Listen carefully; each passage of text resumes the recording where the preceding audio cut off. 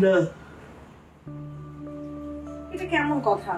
কক্সবাজারে ঘুরতে এসে যদি রুমে বসে থাকি তাহলে আর কি লাভ? আমার কিন্তু রুমে থাকতে একদম ভালো লাগছে না। মানে প্লিজ, একটু টায়ার্ড লাগছে, একটু রেস্ট দিতে দাও, তারপর তোমার সব ইচ্ছে পূরণ করবো।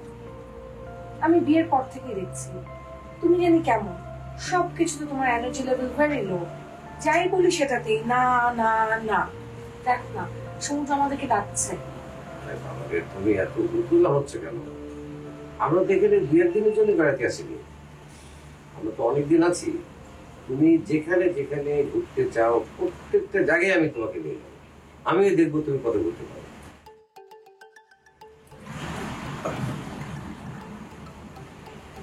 কার ফোন? অচেনা নাম্বার। তো কি হয়েছে, ধরো। আরে না, ঘুরতে ইচ্ছে করছে না, বললাম না টায়ার্ড লাগতেছে। আজও ধরো না ফোনটা।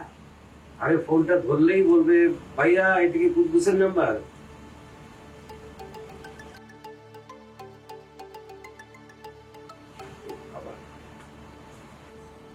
নিশ্চয়ই কোনো জরুরি কল, কোনো কুদ্দুসের কল হলে তো এতবার কল দিত না।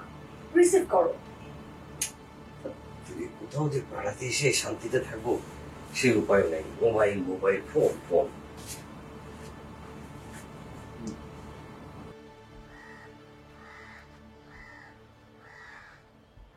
হ্যালো। সাহিল সাহেব ঠিক মতো পৌঁছেছেন তো? হুম। Very good.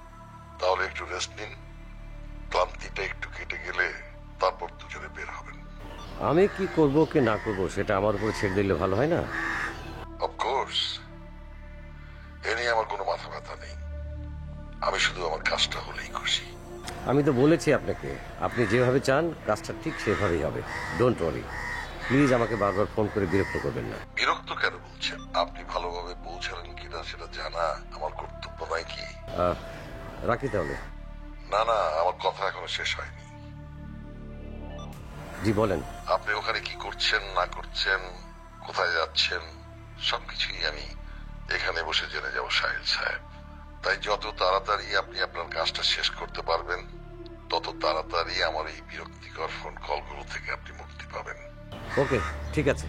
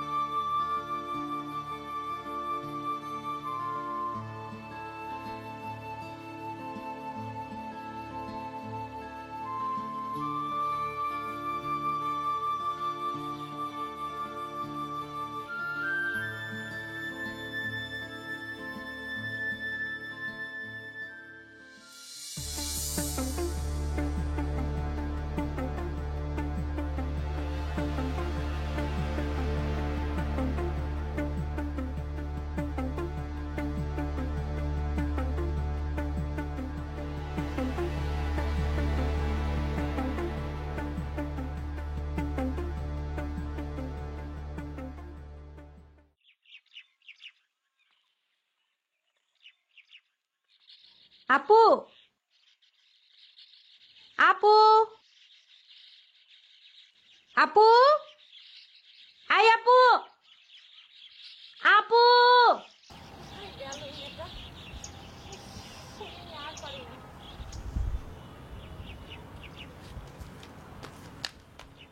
আপু,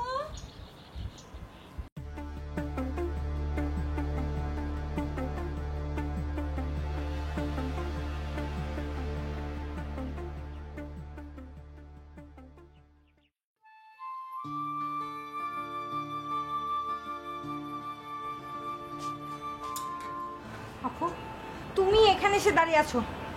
আমি সারা হোটেল তোমাকে খুঁজে খুঁজে অস্থির হয়ে যাচ্ছি। তোমাকে না আমি বলেছি যে তুমি না আমাকে না বলে একদম রুম থেকে বের হবে না। আহা, রুমে একা একা ভালো লাগছিল না, তাই এখানে এসে একটু দাঁড়ালাম। তোমাকে ডাক্তার কি বলেছে? চুপ করে আছো কেন? বলো ডাক্তার কি বলেছে।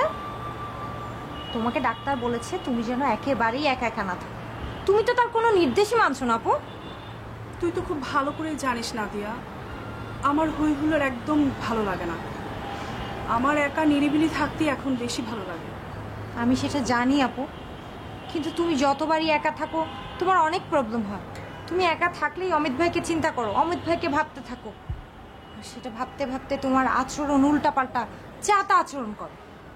তুমি বোঝো না এগুলো নিয়ে আমাদের কষ্ট পেতে হয়? জোর করে কি কাউকে মন থেকে মুছে ফেলা যায়? তুই পারবি?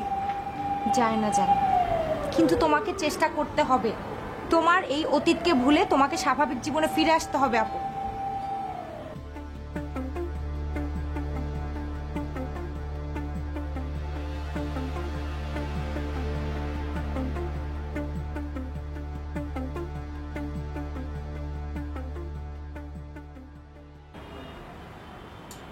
আপু, অতীতকে আঁকড়ে ধরে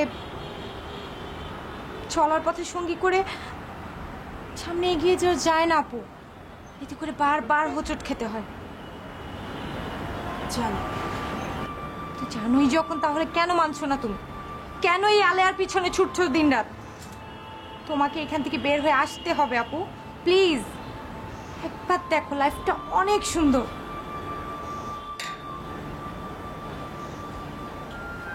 আপু প্লিজ আমার কথা শোনো, তুমি একটাবার স্বাভাবিক জীবনে ফিরে আসো। তুমি তোমার নিজের জন্য বাঁচো। তুমি আবার আগের মতো হাসো, খেলো, নতুন করে স্বপ্ন দেখো। আপু, আপু, আপু প্লিজ দাঁড়াও। আপু শোনো, একটাবার শোনো আমার কথা। আপু,